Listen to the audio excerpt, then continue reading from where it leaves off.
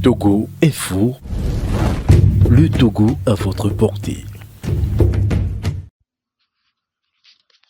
Jeunesse MCD.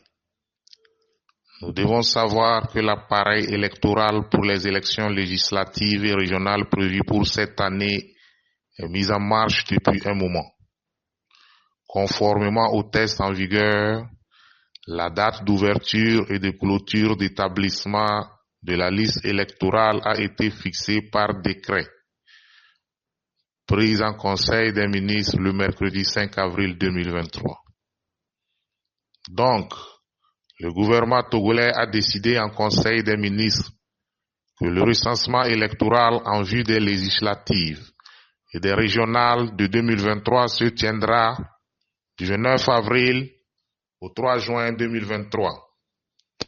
Le Conseil des ministres a indiqué qu'il s'agit d'une période correspondant à un agenda établi par la Commission électorale indépendante, la CENI, après avoir pris en compte les recommandations issues de la concertation nationale entre acteurs politiques, CNAP, CNAP.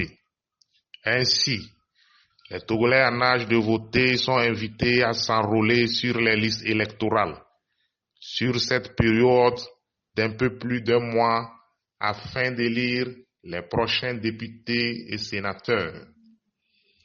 Les raisons d'organiser un nouveau recensement au lieu d'une révision des listes, le gouvernement a justifié que, faisant suite à des recommandations issues de la concertation nationale entre acteurs politiques, CNAP, il s'est avéré nécessaire d'opérer un nouveau recensement électoral.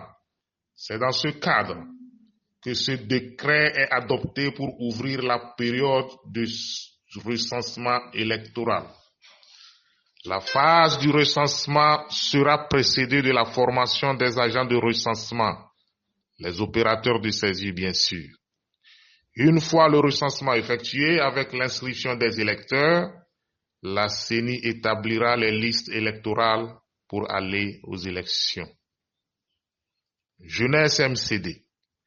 Nous n'avons plus droit aux erreurs.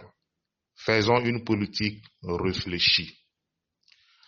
Pendant que la Commission électorale nationale indépendante, CENI, s'active à peaufiner les préparatifs de ces élections, les partis de l'opposition togolaise se réorganisent à l'interne, avec hésitation à refaire un bond sur le devant de la scène politique, ainsi que de certains leaders d'opinion, qui, dans des discours décourageant la population, qui, dans des discours tendancieux et fallacieux, qui, dans des allocutions désorientant la population de sa bonne voie de la lutte, tendent à nous noyer et nous sombrer dans les abysses de la mer Noire.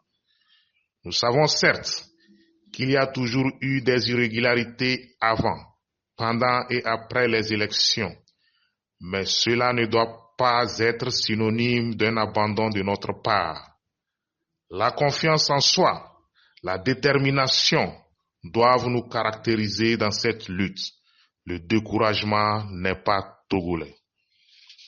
Après le boycott des législatives de 2018, à la suite d'un dialogue abrité par la CEDEAO avec un goût amer pour la coalition des 14 partis politiques, la C14, l'opposition plurielle veut certainement tirer une leçon de ses ratés.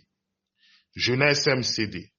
Nous sommes de la frange qui pense qu'il faut tirer leçon du passé afin d'avancer, de sorte à ne pas encore offrir un boulevard aux partis au pouvoir dans le pays.